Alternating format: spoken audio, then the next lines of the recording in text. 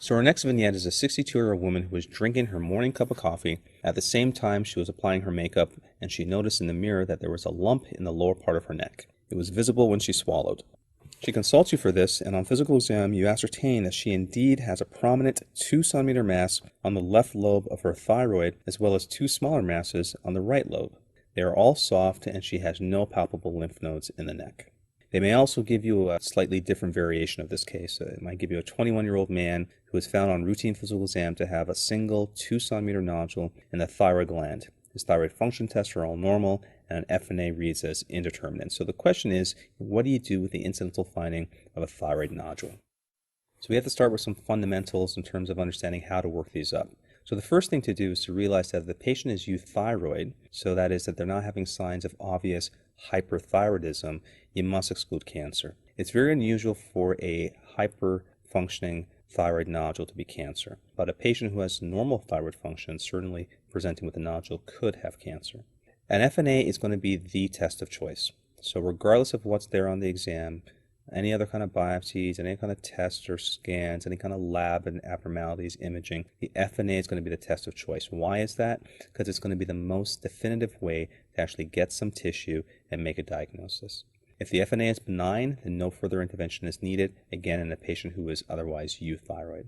If, however, the FNA shows malignancy or is indeterminate, that being that they can't make a definitive diagnosis based on the FNA, then you need to do surgical resection, a lobectomy. In the case of the malignancy, the lobectomy is being done for cure. In the case of an indeterminate FNA, it's being done for further diagnosis. Now, if follicular cancer is identified, either by frozen section or on the final pathology once you get the results back, many surgeons will take the patient back for a total thyroidectomy. And that's because with follicular cancer, there's a higher incidence of there being disease in the contralateral lobe. So again, just to recap, when you have a thyroid nodule, especially in a euthyroid patient, a patient has no signs, no symptoms on clinical exam, on history, or on the blood work of being hyperthyroid.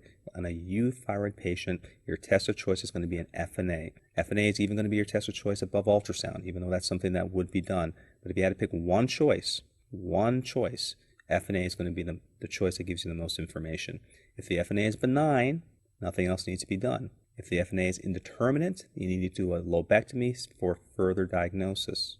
If the FNA is malignant, then you're doing your lobectomy for treatment. Now, if you know that it's malignant and it's a high-risk lesion, you might opt to do a total thyroid. However, if it's indeterminate, or you're only making the diagnosis on frozen section that there's cancer, then the option of doing a total thyroidectomy will be based on the final pathology findings. This is a little bit more advanced than I think they'll ask you on the exam, but in case if they go there, I just want you to have some principles and foundation to answer a question like that. Our next case is a 32-year-old woman who has a thyroid lobectomy done for a 2-centimeter mass that has been reported on FNA as a follicular neoplasm, not otherwise specified. So again, they're not quite saying it's follicular cancer. They're saying it's a follicular neoplasm, some kind of follicular growth. This could be a follicular adenoma, which is benign, or a follicular adenocarcinoma, which is cancer.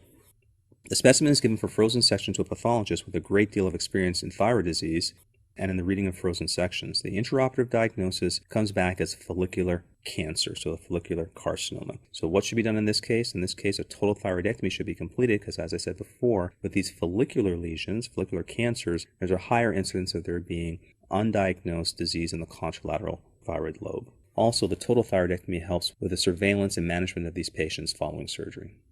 So here's another case. You have an automated blood chemistry panel done during the course of a routine medical exam that indicates that an asymptomatic patient has a serum calcium of 12.1 in a lab where the upper limit of normal is 9.5. Repeated determinations are consistently between 10.5 and 12.6, and the serum phosphorus is low. So what we have here is we have a high serum calcium in the face of a low phosphorus, and this is a classic for hyperparathyroidism. So now most commonly, most patients with hyperparathyroidism are relatively asymptomatic. However, they can have the classical symptoms, the stones, bones, abdominal groans, psychiatric overtones. These patients will all, though, have a high serum calcium and a low serum phosphorus. The diagnosis can be confirmed by getting a serum PTH level, and that would be elevated in a patient with hyperparathyroidism. Once you've confirmed the diagnosis, you now have to decide where is the abnormal PTH coming from, where is this being secreted from, and a sestamibi scan is going to be the scan of choice to locate the abnormal parathyroid gland. Once you've located the gland, then you can treat the patient by surgically removing the parathyroid. So again, the order is confirmation, localization, and then surgical resection. A 32-year-old woman is admitted to the psychiatric unit because of wild mood swings. She is found to be hypertensive and diabetic and have osteoporosis. She has not been aware of such a diagnosis beforehand. It has also been ascertained that she has been amenorrheic and shaving for the past couple of years. She has gross central obesity with moon faces and a buffalo hump. She has thin, bruised extremities. The picture from 3 years ago shows a very different person with a more normal appearance.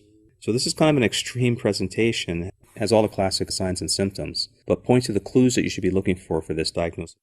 Cushing's syndrome has a very typical presentation. Patients present with round, ruddy, hairy face, buffalo hump, central or truncal obesity, abdominal stria, thin, weak extremities, osteoporosis, diabetes, hypertension, and menstrual instability. Now, that's not to say that every patient with Cushing's syndrome has every single one of these presentations, but when they start to give you some of these, especially in combination in the vignettes, they're trying to paint a picture of a patient with Cushing's syndrome, and you must be able to recognize that. As I mentioned, there's different ways of approaching this. At Mayo Clinic, they collect the 24-hour urine-free cortisol, and again, if it's normal, it rules out the pathology. However, if it's elevated, they then look at the ACTH level. If the ACTH level is elevated, then you know that has to be coming from the pituitary, so you have pituitary microadenoma. Whereas if the ACTH level is not elevated, in the setting of increased 24-hour free cortisol, then the source must be coming from an adrenal adenoma. And again, the next step is going to be localization. MRI, CAT scan, you identify the lesion, and now the patient can undergo surgical removal. Our next case is a 28-year-old woman who has virulent peptic ulcer disease. Extensive medical management, including eradication of H. pylori, fails to heal her ulcers. She has several duodenal ulcers in her first and second portions of the duodenum. She has watery diarrhea. So what we have here is a very virulent case of ulcers, very atypical in the sense that she still has ulcers despite being treated for H. pylori. The ulcers are in abnormal locations. It's not typical to have ulcers in the first and second portion of the duodenum. And she also has watery diarrhea. And these are all signs of gastronoma. With gastronoma, you're going to have very aggressive or virulent peptic ulcer disease that's resistant to medication therapy, including therapy for H. pylori. Patients have several ulcers. Ulcers extending beyond the first portion of the duodenum and often have associated watery diarrhea. The other term for gastronoma is the Zollinger-Ellison syndrome, but we'll go with gastronoma because we're moving away from the eponymous and towards the standard nomenclature. So how do we diagnose a gastronoma?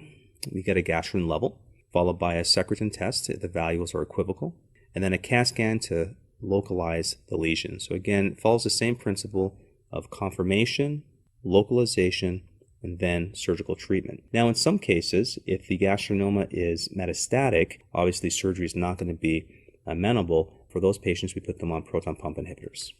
Our next case is a second-year medical student who's hospitalized for a neurological workup for seizure disorder of recent onset. During one of the convulsions, it is determined that the blood sugar is extremely low. Further workup shows that he has high levels of insulin in the blood with low levels of C-peptide. So our job is to figure out what this is. Okay, so what we have to be thinking about here is the possibility of insulinoma. Now, insulinoma we've seen with hypoglycemia, especially with fasting patients, but we have to be careful to differentiate this from other things that could also cause hypoglycemia. For instance, there's reactive hypoglycemia, which can be seen after meals, and also self-administration of insulin. So how do you know if you're dealing with a true insulinoma, and endogenous production of insulin versus self-administration of insulin and exogenous production of insulin? The differentiating factor here is going to be C-peptide. So I want you guys to remember this. In cases of insulinoma, the C-peptide is going to be elevated. So if you see a patient who has what looks like insulinoma but has a low C-peptide, then that is going to be self-administration. So this case, although it has all the signs and pictures of possible insulinoma, is actually a case of self-administration, and we know that because of the low C-peptide. Now, if this was a case of insulinoma, the next step in diagnosis would be a CAT scan to confirm the lesion in the pancreas, because that's where these lesions occur, and the treatment would then be surgical removal. Our next case is a 48-year-old woman who has severe migratory necrolytic dermatitis for several years, unresponsive to all kinds of herbs and topical agents. She is thin and has mild stomatitis and mild diabetes mellitus. So this would be a case presentation of glucagonoma. The key thing here is the severe resistant migratory necrolytic dermatitis. You see this in patients who have glucagonoma. The patients will also have diabetes, they can have signs of anemia, they can have glossitis and stomatitis, but again, that migratory necrolytic dermatitis is going to be your main clue. So how are you going to confirm your diagnosis? You're going to do your glucagon assay. You're going to localize any abnormalities with a CAT scan. And then again, just like all these other endocrine tumors, once you've localized the disease, you can treat the patient with surgical removal. This is another disease where you could have metastatic disease that's not amenable to surgical resection. In those cases, patients can be treated or at least palliated with drugs like octreotide and streptozocin.